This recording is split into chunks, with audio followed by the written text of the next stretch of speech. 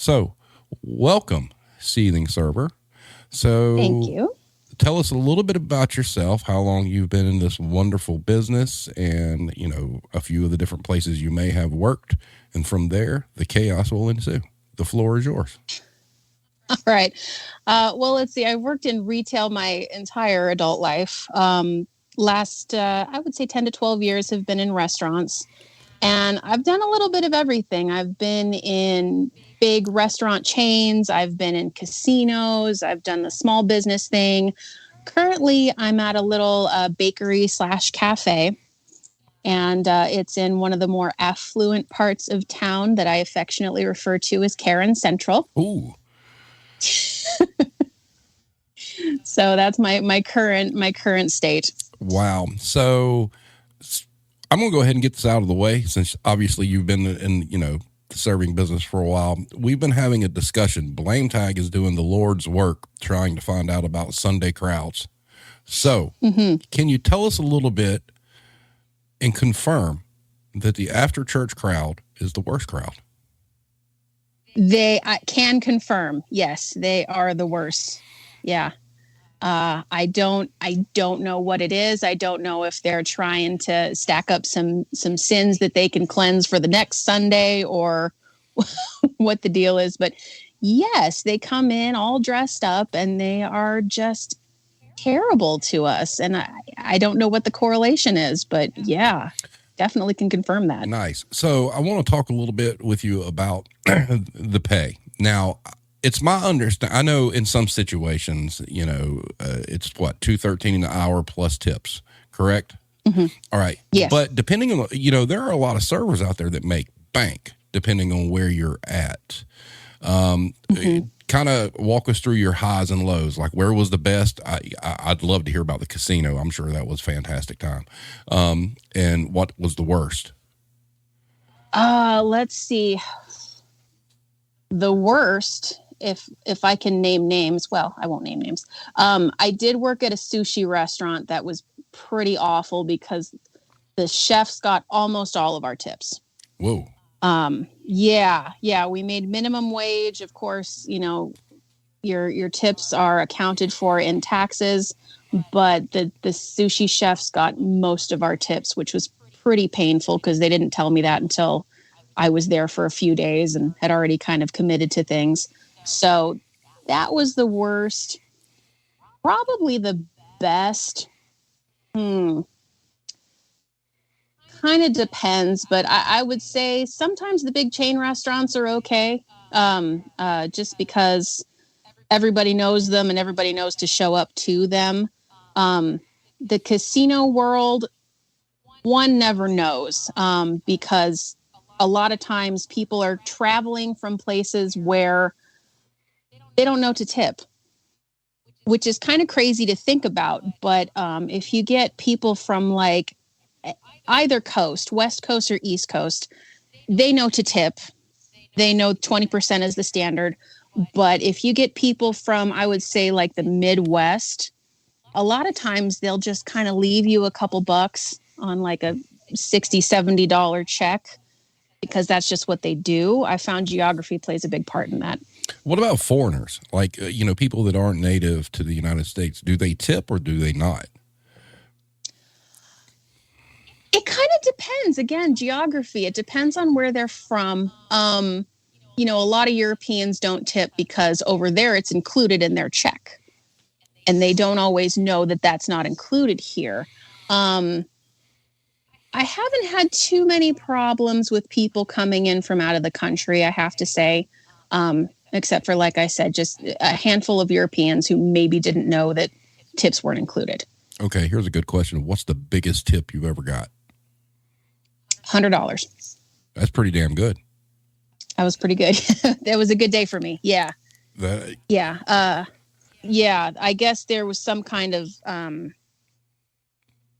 I don't know. The chef at the restaurant I was working on recognized whoever was at my table as somebody that was part of some kind of group he was in. He comped his meal and I was given a $100 tip. So it worked out well. But that's the biggest. Being where you're located, Have you ever waited on a celebrity? Yes. Ooh. Can you name names? Sure. They were lovely people, so I'll go ahead. Loretta Devine came in a couple times, and she was very sweet.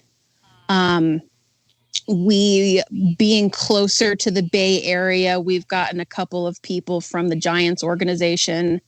Very nice people. Probably won't name them because I know a couple of them don't want people to know that they frequent Northern Nevada and not so much the Bay Area. Right. But yeah, nice guys, very good tippers. Yeah. Any rock stars? No. Oh. I wish. Oh. If only. Man. That sucks. Couple questions. It does. Yeah, couple questions. Now, going back to the Sunday crowd thing, Irish Connection asked, is that a generation thing, or the church crowd predominantly a certain age group that are worse? Or is it just across the board?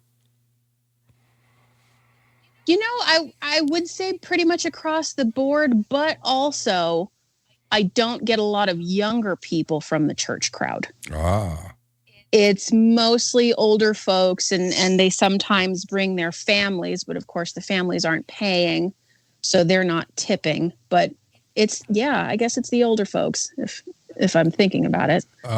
Hero asked, what about places that have you choose a percent when you pay? You know, like on the thing it'll show, 15, 20, 25 or custom. Mm-hmm. What's your normal that you see? Do you see the 20 more often? Where I'm at currently, no. But previously, I do find that helps people. They usually tip in like the 18% range. But a lot of people tend to ignore that helpful note at the bottom of the receipt that tells people the percentages. So, it can be helpful. Yes. Well, us in retail know they don't read receipts. They come to return something, and it could say in big black letters, bigger than every font on the front of the receipt, returns ineligible after X amount of days. Oh, I don't read my receipt. They tell you straight up they don't. So absolutely. Blame Tag says, what's the worst tip? Assuming it's probably not a monetary thing. So obviously 0 would be the worst, but what's the worst you've gotten? Say you gave great service or whatnot, and they were just douches about it. Well, my favorite thing is when they wait till you come over to the table. This has happened to me several times.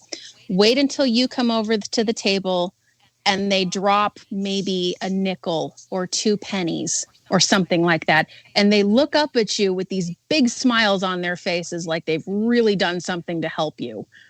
Wow, that's some douchey. Yeah, and it's just like, man, it looks like you need this more than I do. Damn. You keep your pennies. Yeah. That's awful. Now, obviously I've worked retail. I've never worked in a restaurant environment. I've never been a server.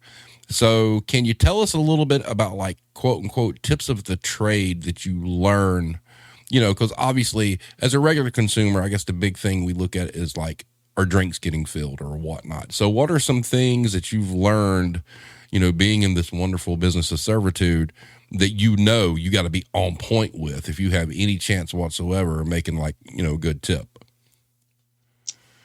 Let's see. Pre-bussing the tables, taking dirty dishes out of the way seems to be a big one for people. Obviously, you want to keep drinks filled. Not checking on people too often, I think, is important. Because especially in the big chain restaurants, people will be like, oh, you need to check on your tables every 5 minutes or something like that. People don't like that. People want to be left alone to eat their meal unless something happens. So I think not checking on people too often is important. And this is just a personal note, and I don't know if this has any value to anybody else, but if I wear a ponytail really high up on my head, I seem to get better tips. Really? Yes, which is really odd, but for some reason, that seems to do the trick. That's weird as hell. I'm not gonna lie. It is. That's very weird. Yeah. Oh, it's super weird. And I thought that too. And then I tested it a few times. Like if I wear a really high Ariana Grande ponytail, I make much better money than if it's a little lower on my head or if I wear a bun. I do not understand the correlation. Well, there you go, folks, on the Retail War Zone, life pro tips in the serving realm. Wear a high Ariana Grande ponytail, whether you're a male or a female, you're good. So, Hero asks, do you, quote unquote, unfortunately have a dine and dash story? Right. Not personally. I've seen it happen to other people, which is really unfortunate, but it's not happened to me personally. Although where I'm at currently, sometimes regulars walk out without paying because they'll be back, but it does not ease the feeling of, what if I never see them again? Oh, wow. I mean, that's okay. Yeah. Regulars can just, like, what do they got, like a tab or some shit? Or they just, the owner knows they're good for it? Some of them have a tab. Most of the time, the owner knows that they'll be good for it, and they just walk right out. And me and my coworkers all look at each other like, well, I guess we'll just let it go and hope they come back. That doesn't sound like a really good business model. It doesn't, but my boss is not a very good businessman. Oh, well, there we go. Shots fired. Irish Connection asked, would you rather work for a better hourly rate or get tips like it is overseas? Probably work for tips. Yeah, I think that's, a big thing. We look at the tip thing and yeah, there's some situations in some areas where you're going to lose your ass. But I got to think that, like you said, some of these bigger chain restaurants, sure, you might get some people that tip really shitty, but probably your average, during the course of a shift or whatnot, it kind of balances out and you make some good coin. Oh, yes. Yeah. I would say you definitely bring home more money with tips. And like you said, it varies from day to day, but there's always that unexpected element of somebody leaving you a really nice tip and possibly paying your phone bill or your power bill or something like that. So I would definitely say tips. I would say one of the great things about that is you have cash in hand every day, and that's not something that regular workers have. And I would say that would be an advantage if you're working somewhere where it's steady and you've got a good clientele. That, let's say you're short on cash and hold on a second. My cat is freaking out behind me. I don't know what this meowing shit's going on. She has just went nuts. But anyway, it just seems to me like, let's say you need to pay your phone bill or something, I would think if you figured out what your average tip rate is per day, it would probably help you in planning on how you pay your bills. Absolutely. Yeah. Yeah. Like I know, for example, on Sunday, I always kind of make the same amount and I always put that aside for, again, my phone bill, my electric bill, something I know is going to be in the approximate area. And then I don't have to worry about it. Right. So that is, I would say that's a huge advantage if you're in a good location. Are there places out there that you would recommend, like big chains that people do not go to work for, that they're kind of shady with how they do the tipping and whatnot? I haven't had any bad experience with tips. I can name some places that will inflict very odd punishments on you for strange things. If I'm going to name names, I know Claim Jumper is pretty rough. Because I think if you don't collect a certain number of emails for their newsletter coupon nonsense, they will write you up. And this can happen frequently. Any of like the Brinker ones, the macaroni grilled chilies and stuff like that. I know they have kind of a similar system where you can get in trouble for weird things if you don't sell a certain number of appetizers in a shift and things like that. They will give you less hours. So they all have like weird reward punishment things like that. But I've never seen, the only upside I would say to working at a really big corporate spot is I've never seen them jerk you around with the tips. Well, that's good. Hybrid Hooligan asks, do they really take dine and dash checks from your pay? No. Oh, there you go, Hybrid. No. Yeah. When I've seen that happen, usually the manager will just comp it. And I did have a manager tell me once that it was actually illegal to take that out of your paycheck. So if somebody's doing that to you, they are breaking the law. Ooh, that's good information that you got. Mm-hmm. Oh, so you can carry that with you wherever you go.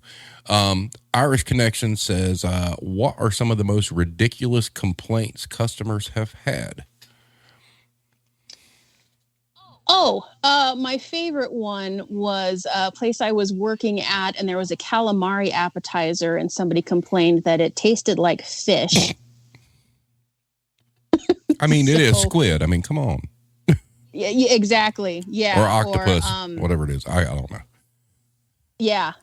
And I've worked at a sushi restaurant where they were like, well, there's raw fish in here. No. Like, oh, yes. Really? Yeah. This is real life. Yeah. They're like, there's raw fish in here. And I'm like, do you know where you are, sir?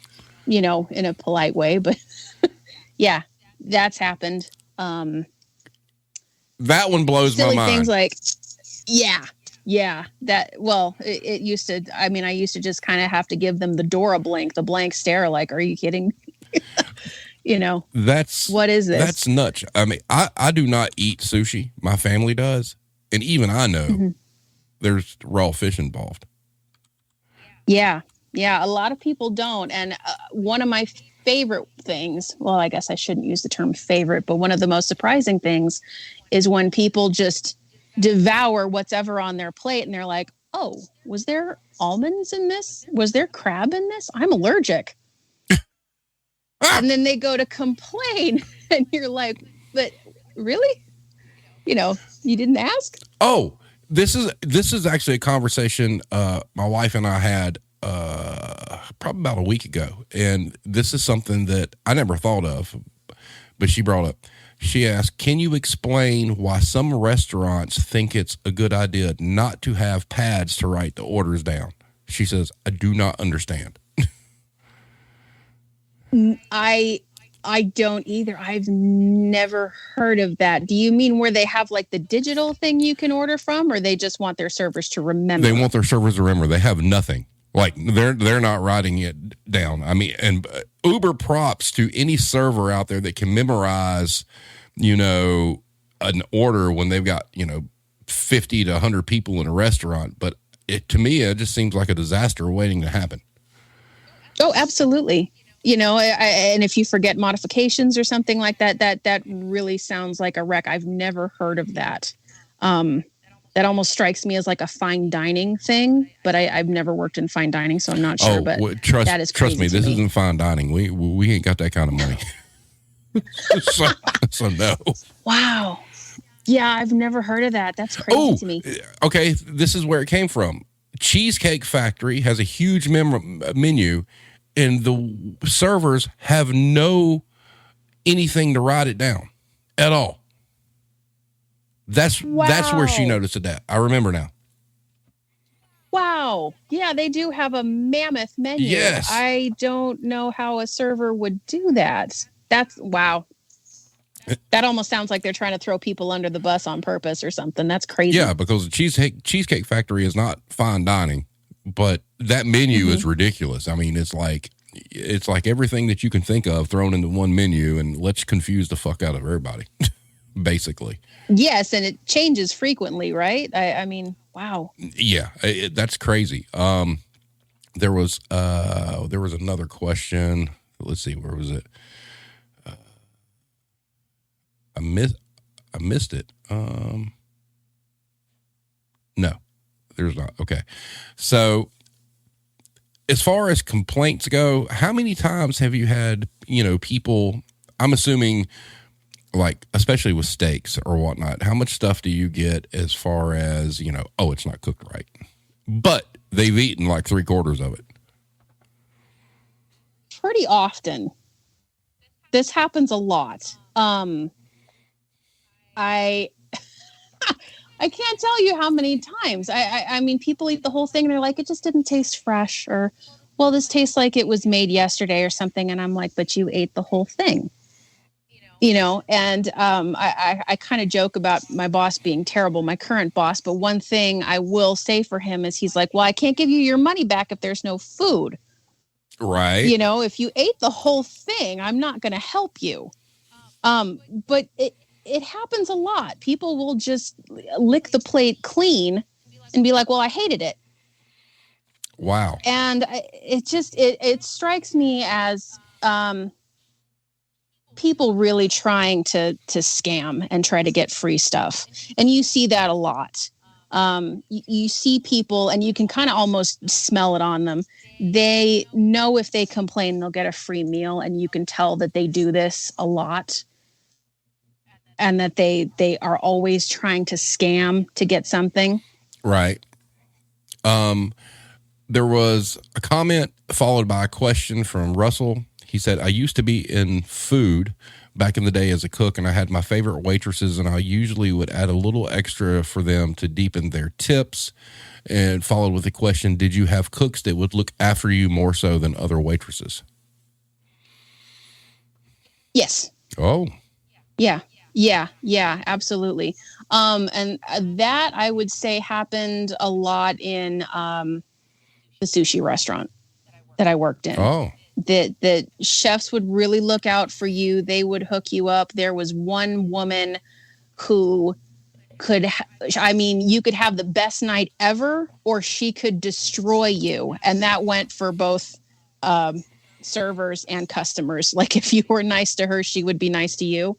I remember she would hook us up really nicely with, extra stuff on the rolls and things like that. So you would get a better tip, and then she would get a better tip.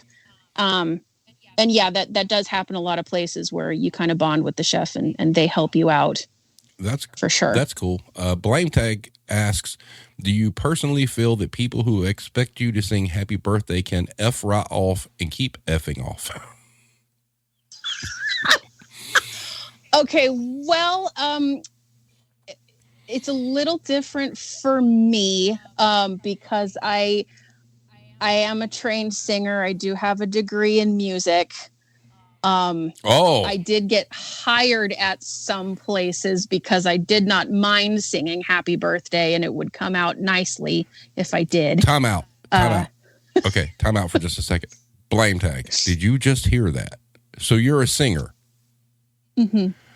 Blame Tag, write this down. We may need a singer here shortly. I don't know. There it is. Can you sing in the style of Elton John? If you haven't, did you hear our Christmas song? No, I didn't. Okay, I will send that to you after the stream is over. So, okay. Yes, Blame Tag is extremely happy right now. Nobody can see him, but I'm telling you, he's extremely happy right now. But all right, so going back to the singing happy birthday, you're a singer and whatnot, so you don't mind. Mm-hmm. No, I don't mind, and usually I would make a little extra money out of it, so it didn't bother me. However, I absolutely understand the horror and the discomfort for those who can't, or the ones that have to do all the clapping and the big sing-song production like that. That's got to be torture. So I understand that from other people. Oh yes, F off and keep effing off. I have like a rule. I tell my family, I'm like, don't you damn tell them to come do this shit. And they know I'll get mad because, it's all that happy birthday bullshit. I'm like, oh, hell no. Please, no, no. Even my children are terrified of that shit. They'll hear it and they're like, they just freeze up. So it's just like, really? Let's see. Thomas asked a question. How often do customers find hair in their food, and do you think they planted it? It happens every once in a while. A lot of times I've been able to catch it. Especially if you're working with like older chefs or something, if they're losing their hair and stuff like that, you kind of learn to keep an eye out for it, which is not what any customer wants to hear. I know, but we are looking out for you guys. I know there was one occasion when I was working at a big chain restaurant where, yes, someone planted a hair. Oh my God. What's the worst thing that anybody's brought to your attention they found in their dish? A bee. Ooh, really? Yes. There was a yellow jacket swimming around in their soup. So whose responsibility is it to make sure that doesn't happen? Like, is it the server's responsibility to kind of inspect before they go to the table? Or was this one of these deals where on your way, the yellow jacket decided I'm taking a dive? Oh no, I think it happened before I got there. Sometimes the chef we had previously, and this is where I currently work, would leave the door open, so things would just fly in. And there was a yellow jacket in the soup. I didn't see it. I think the chef should have seen it because he was dealing with the food. As a server, I think you always just kind of want to take a quick peek at what you have for sure. I think that's just good practice. But no, that was the chef's fault that time for sure. Gotcha. Let's see what else we got here. How close is the movie Waiting to reality? If you've seen, you know what? I've not seen the whole thing. I think I saw a couple minutes of the end on cable TV once, but I wish I could tell you. I will watch it and I will let you know. I will DM you. How about sweet. that? All right. So there you go, hybrid. We'll get an answer. What else have we got here? Somebody referenced Russell referenced Waiting again. Hero asked, do you have cooks that get stuff wrong seemingly regularly? Yeah, they're out there. And I think they do it on purpose. Oh, really? Why? I think sometimes they do. Either they're mad at the server or they just don't like making the dish or they're just annoyed that night. Yeah, I don't know too many chefs who just kind of did it on accident. But I do know some who've kind of thrown a wrench in things on purpose. I will say that. Have you ever had a choking incident that you had to deal with? No, but I live in fear of that moment because I don't know CPR. I don't know the Heimlich. So these people are on their own if something should happen to them. Oh, wow. That's not like part of your training that you have to know how to do the Heimlich?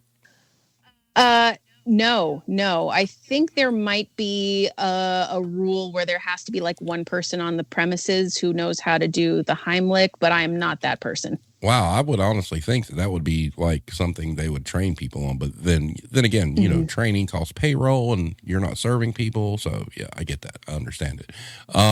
Yeah. So have you witnessed any like all out brawls in a restaurant? Yes. Ooh, do tell.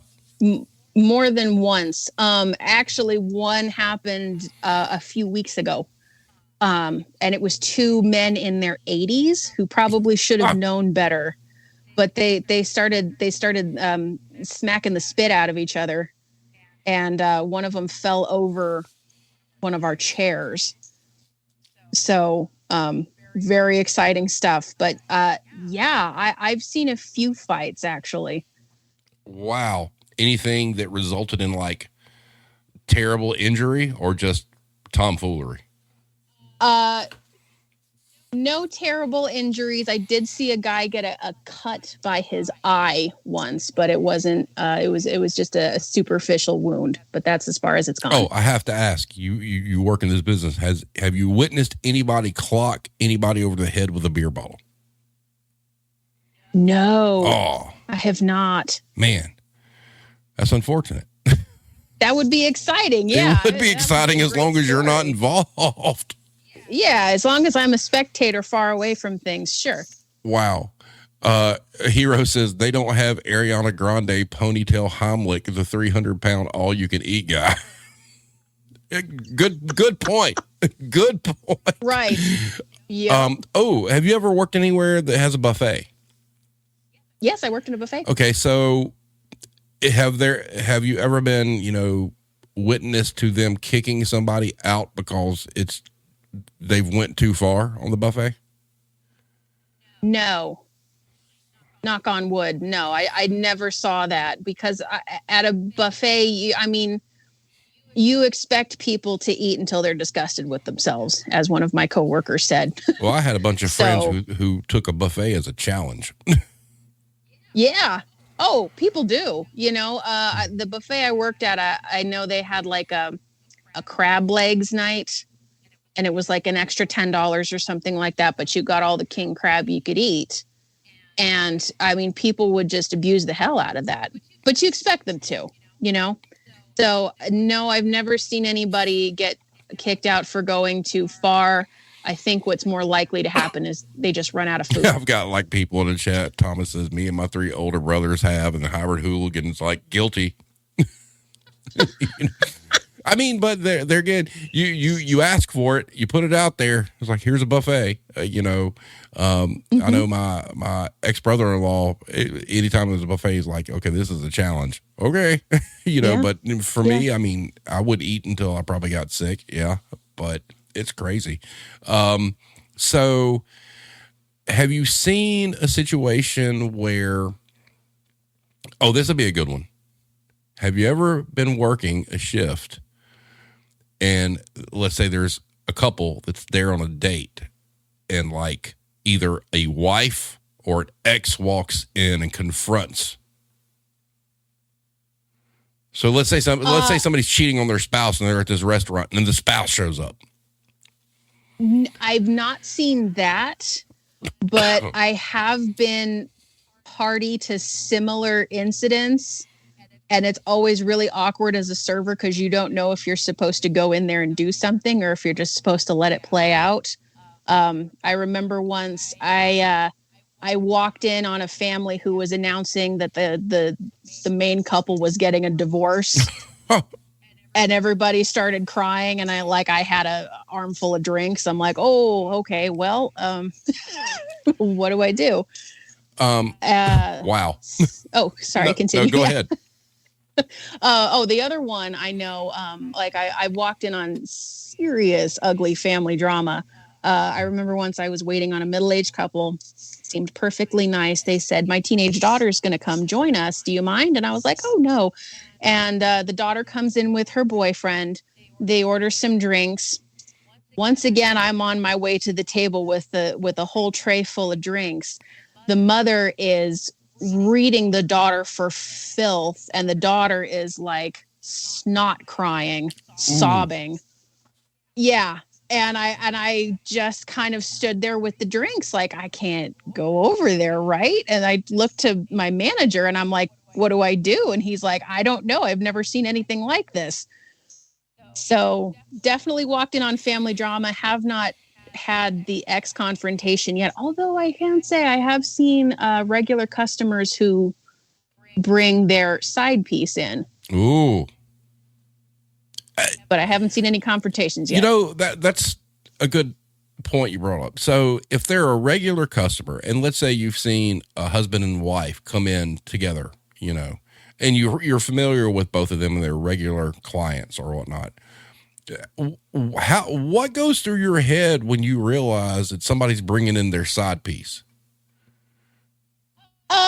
Well, usually you just kind of gossip with your coworker about it, but you stay out of grown folks' business for the most part. Nice. It's like, ooh, scandal, but yeah, I would never pass on the information or everything like that. Just, it'll play out the way it's going to play out. Right. Hero says, besides good tipping, what are habits you wish all customers would have?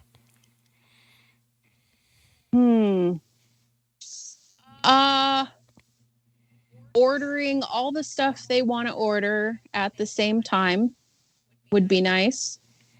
Not necessarily desserts or things, but a lot of times you'll come to the table and they're like, oh, I forgot I wanted a whole plate of pasta or something. And it's like, did you really forget?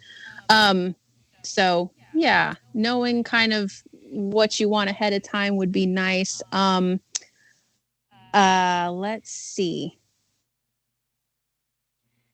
Probably not berating the server for a clear mistake that the chef has made would be nice. And And just realizing how little control servers have over your food in general, I wish customers would know. Because so often they'll come after you for that, and you've got no control over what happens in the kitchen. Other than that, oh yes. Number one thing, actually, now that we're talking about it, is don't ball up your snot rags and shove them in the bottom of your cups. Ew. That's kind of gross. Just don't do that. Yeah. I think people think that they're helping us by doing that. But I don't know why they think that. Okay. This question is on the behalf of my youngest son. So we go to some restaurants and he has a real difficult time deciding what he wants to eat. And we try to explain to him that, when your server comes, they seat us, we get our menus. They may come and get our drink order, and then they come back and they're kind of expecting us to be able to order at that point in time. Can you explain to us why it's important that you should know? I don't think it is. Really? I think you should. Yeah, I think you should take your time. Oh God. When he hears this, we're doomed. We're doomed. Thanks. But if that's the way it is, that's the way it is, because, we're like, he's looking at this menu and he's like, I don't know what I want. And there's 4 of us and 3 of us, we're ready to go. And he's like, and then he gets all mad, and we try to make it like, well, they have a system. They've got to do blah, blah, blah. Well, I guess they don't. Okay. So he wins. Oh, oops. Okay. Yeah. Well, he wins. I mean, if I'm wrong, I'm wrong. I mean, it's okay. I've got no problem with that. Russell asked, have you ever caught the cook or manager in the cooler with a waitress or other employee? No, but I found out about stuff that had happened later. Oh. I mean, yeah. I've found out later, like, the manager was double dipping with the bartender. Oh, okay. But have I seen it personally? No, unfortunately, because that would make a great story. I bet it would.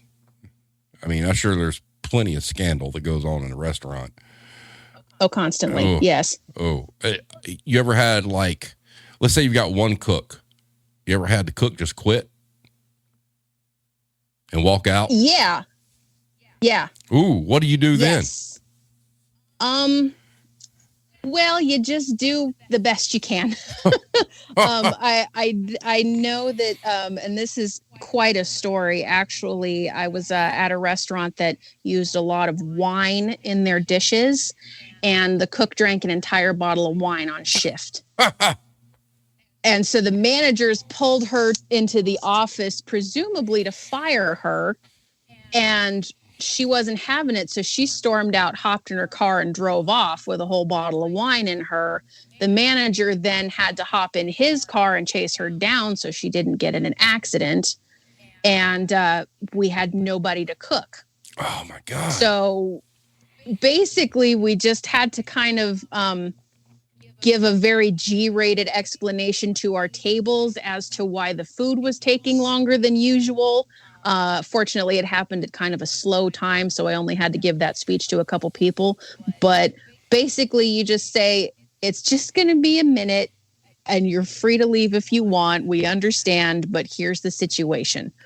I don't know if you saw this, but we had to file a missing persons report for a chef yesterday. I saw that at my place of employment. Yes. So, in which case, we just have one of the guys that's like, sometimes we get the original owner who's very retired come in and help us out. But we have the luxury of doing that. We found her, by the way. She's fine. But yeah, sometimes that does happen, and you just kind of have to shoestring it together and do the best you can. Yeah, I saw that. I'm like, what the hell? Like, wow, that escalated quite quickly. A day. Yeah. Nobody had seen her for a couple days, and she's this really cute girl, and we're like, this is how episodes of Dateline start. Oh, you're right. So, yeah, but we found her. She's fine. That's good. She just wasn't feeling well. Yeah. Good. But be nice to let somebody know. Yeah. Give us a phone call next time. Yeah. That'd be cool. Irish Connection asked, what were casino customers like in comparison to normal customers? You know, hit and miss. A lot of people have absolutely no patience because they assume working in such a big place, everything is going to move faster. You're going to have more people at hand. A lot of them are extremely intoxicated by the time they get to you, which could be good or bad. They either don't care about anything or they're angry drunks and are waiting to ruin your night. Sometimes you get people that, in the casino I was working at, there was a huge theater. So they'd be coming out after a show and they'd be like really happy and just excited that they just saw this great show. So it was a mixed bag for sure. So as far as alcohol sales go, what typically is the cutoff for you guys? Like where you realize, management's told you guys when they get to a certain point, you cut them off. And then what kind of bullshit have you had to put up with if you've had to be the person to deliver that message? That one I always insisted a manager took over because I was not going to absorb that blow. I'd always be like, listen, if this guy probably shouldn't be driving, I'm just going to have you talk to him or one of the bartenders or something like that. Usually they get some kind of training. We all do if you serve alcohol, but it's always, I think, better for a manager or a bartender to handle that. And I just kind of stepped out of the situation. You ever seen anybody get well, let me preface this with the fact that I think it's cool that a lot of, restaurants and bars and whatnot give all the warnings in the world that, we're going to make sure you get home safe. We're going to make sure that you don't drive and things like that. Have you ever seen, even if you weren't involved, where somebody was just so smashed, they were by themselves and, they were called a cab or an Uber or something like that, and they just completely flipped out? Thankfully, no. I've never seen that happen. Usually people are pretty excited about the fact that you've arranged for them to have a cab or an Uber or something like that. I've never seen anybody fight it. I've seen people get upset that they can't drive when they've had friends with them, but I've never seen anybody by themselves in that situation. That's really good to hear, to be honest. Mm-hmm. Because, would you say that's been the case even with like kind of angry drunks? Yeah. Even when they're pretty pissed off, they're also pretty cognizant that they can't go anywhere. Or maybe they're angry at the bar staff for not serving them more, so they want to get out of there anyway. I've never seen anybody get really angry that a ride's been called for them or anything, thankfully. In response to that, Hero asked, do you add the Uber ride to their tab, or is that something that you tell them they've got to pay for that? Ooh, I don't know. I've never been the one who had to handle the bill. Oh. I don't know. That's a very good question. Uh-oh. I wish I had an answer. Yeah. We'll get some follow-up on that and find out how that works. She also asked, during COVID, did your job duties change in a way you liked or disliked? Well, it was really nice because we didn't have to serve anybody. Everything was to go where I'm currently at. And that was kind of nice because, we've got this bougie clientele that's very demanding and very snippy a lot of the times. And it was really nice that we did not have to put up with them for long periods of time. We could just pack everything up to go and tell them that they had to go. That I really miss that, to be honest, because we're serving again, and we've got lots of tables and people will just sit there and make life difficult for you for several hours. So I do miss just doing everything to go. I will say that. Now, when that went down, did whoever you worked for try to do something to compensate you for missed tips, or were you still getting tips from just the carryout? People were tipping from carryout. I actually got furloughed for a chunk of 2020, just because we weren't that busy and we only needed to have like one person on staff at a time. So I did get furloughed for a few months. I know that for a while, the tips were actually quite good for people just doing takeout because they knew that it was hard on us and they were leaving really nice tips. Unfortunately, that period of time has ended and they no longer feel bad for us. But well, we were pretty essential good for a while. Yeah. Yeah. I mean, think about all the people who cannot cook that during the pandemic, they were getting like takeout and stuff like that. And you really performed like a life-saving activity. For a lot of people, yes. And another thing about our clientele is most of them are older people that do come in because they don't cook anymore, or they're just retired and living by themselves, and it's easier for them to just come and get a sandwich or a cup of soup from us. So, and it was scary for them being so vulnerable. So we did really well in providing for a lot of our more elderly clientele. And that was kind of rewarding, honestly, to do that. Okay, so from an inside perspective, a hero asks, when we see a restaurant with plenty of empty tables but a long wait, is it because there aren't enough wait staff or to give the kitchen the ability to keep up? It could be either or both, depending on the situation. Right now, I think probably everybody's really short-staffed.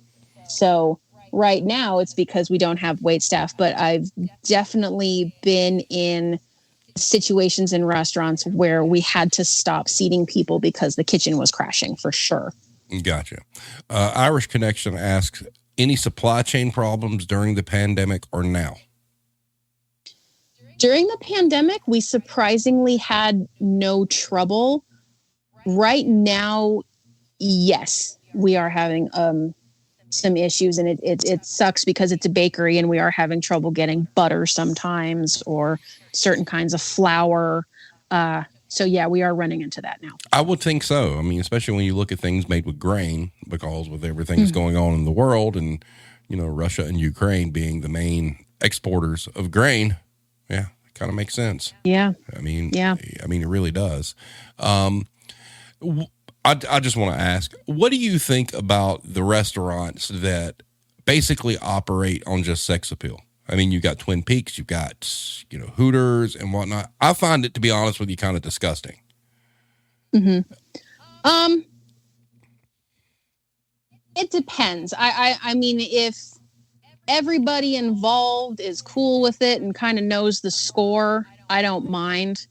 I don't go to those places because of that. It's not really my thing, but I don't begrudge anybody working at a place like that or going to a place like that, enjoying it, I guess. But I think, like I said, everybody's got to kind of know the score going into it. But wouldn't you look at it like, I mean, it's kind of like exploitation in a way.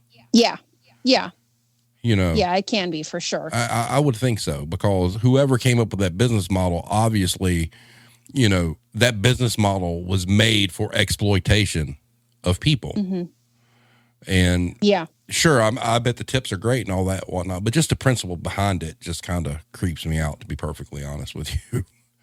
Oh, the principle behind it, yes, it's a little, yeah, it's gross, for sure. Let's see. What seems like short staff to a restaurant staff does not appear that way to the public, and people like to say things like there are plenty of tables open when they have no idea what seating all those tables would do to a restaurant staff. Correct. I agree with that. Yeah. Yeah.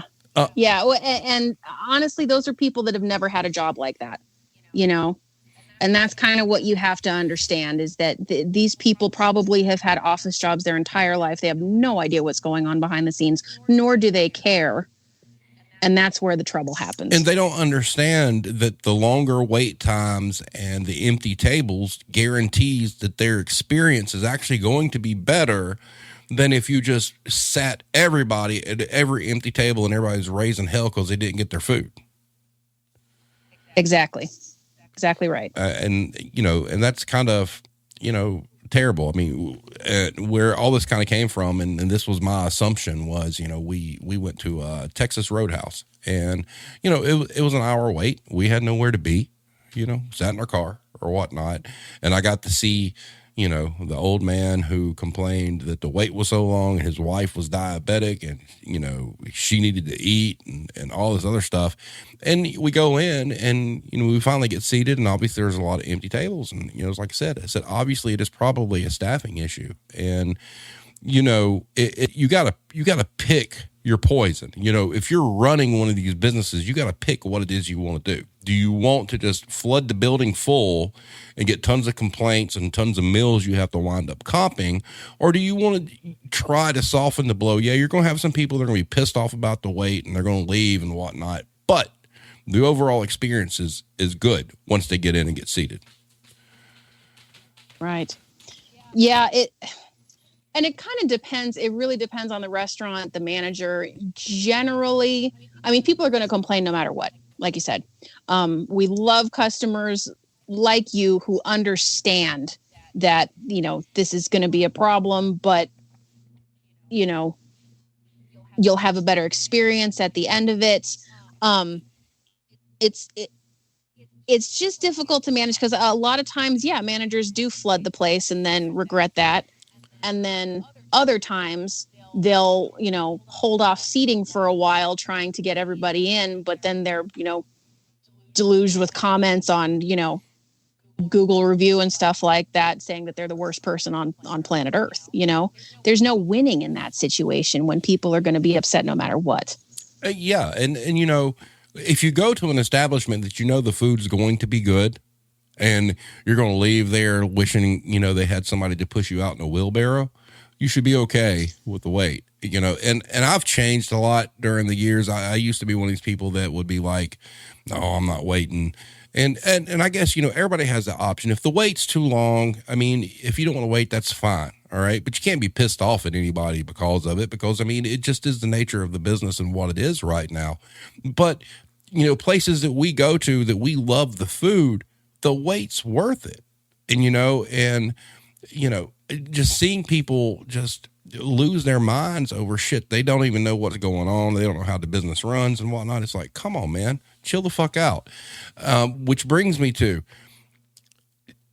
as a server, what do you guys think about like these groups of people that come in and, they get their meal in a timely manner or whatnot, and they just decide to sit at the table for like an hour? Oh, campers. That's what they're called, campers? Campers. Yeah. Yeah. It's so annoying because, tables are real estate and real estate is valuable, and if they're not tipping to cover the extra time that they're there, that really sucks. It's not always as bad when, say, it's a slow day and maybe you wouldn't have sat that table anyway. But when it's busy, like I said, real estate is very valuable. If the turnover is really slow, you're making less money, and that's the worst. So I like to see people wrap it up and go somewhere else. I would imagine Sundays, like here in the South, that's probably the worst. Oh, absolutely. Because that's what happened, with us going to Texas Roadhouse. When I was in there, I heard one of the hosts talking about, they had people that had been sitting at the table for like an hour and a half. In a restaurant, it's a business. There's production. And when people aren't going in and out, with a proper cadence, like you said, they're costing everybody at that point. Yeah, absolutely. Yeah, it's the worst. And, especially if you stay and you're close to close. Oh, that is so disrespectful. Oh, yeah. Now, let me ask you about that. So what would you say is appropriate? Because there have been times where we might have thought about going somewhere, and I'll look at it, I'm like, oh, no, they close in 30 minutes, man. That's not cool. We're not going. As a server and restaurant staff, if you could talk to people and say, hey, look, when do you need to consider not coming in? I would say half an hour to 45 minutes, because you have to account for the time it takes to seat you, get the drinks, you need to look at the menu, the time to cook your food, and then it's going to take us a while to clean up. So I would say 45 to half an hour, depending on where you're going. If you're going to some place like Olive Garden, I've never worked there, but it's just an example.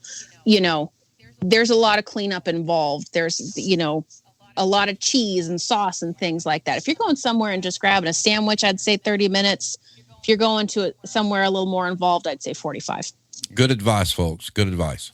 Because, they may even love their job, but they want to go home on time too. Yes.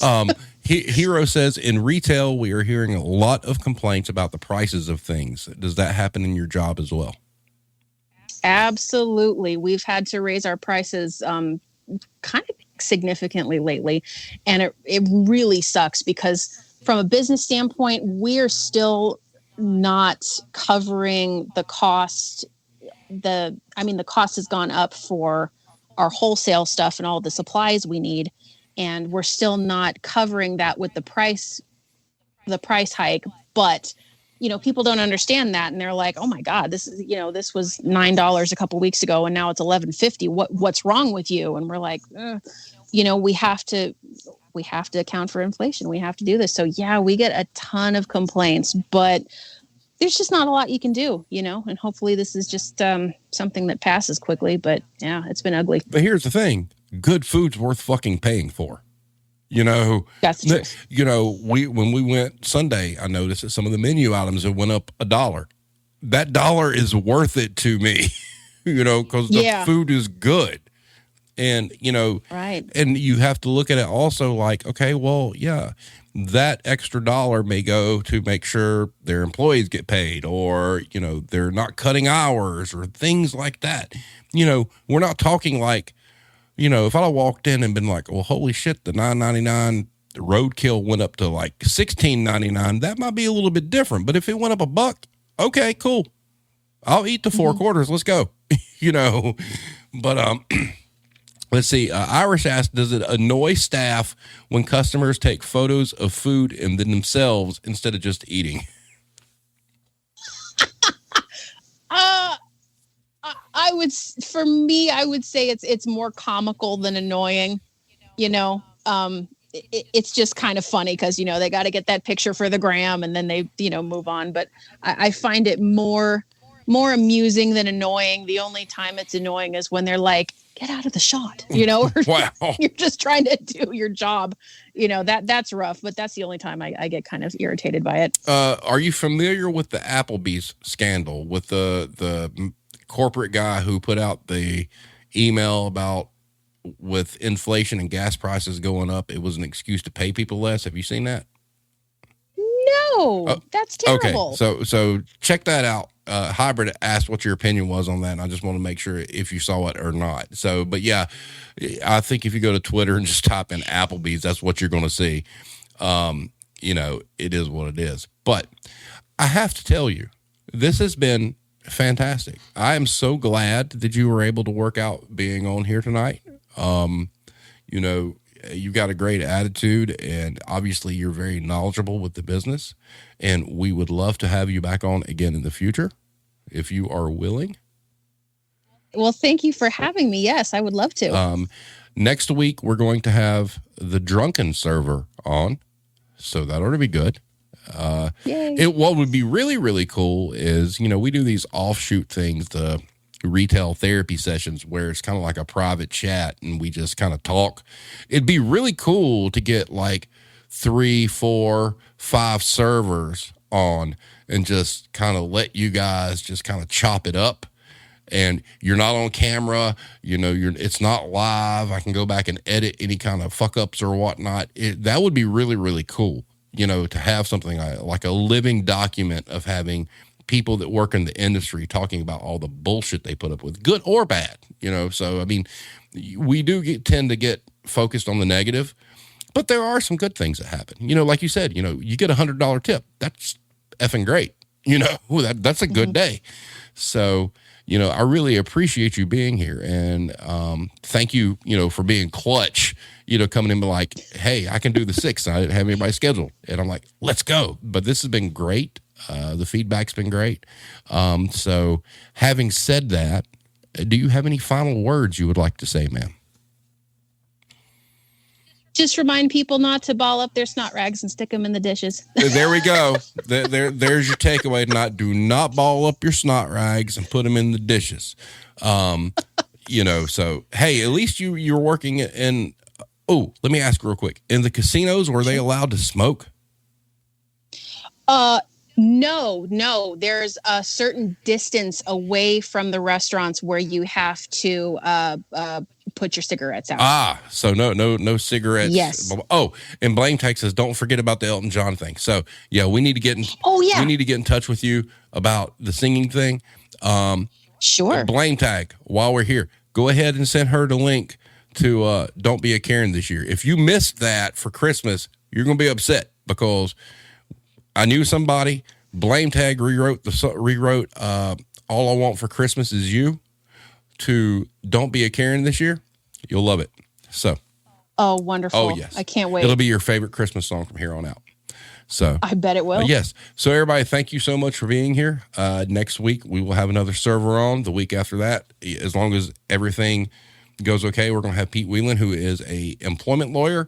And then the last week of April, we're going to have Marissa Baker here talking about an actual study they did with COVID protections for grocery employees. And it's very enlightening. So a lot of cool stuff coming. Also, Seething Server, I extend the invite to you anytime you see me post that we're doing a retail therapy session or whatnot. Like I said, it's a private thing, and I'll just chop it up and put it up as audio. You're more than welcome to join anytime you're available. Well, thank you very much. I would love to do that. I would love to have you. So everybody have a great night, and we will see you next time.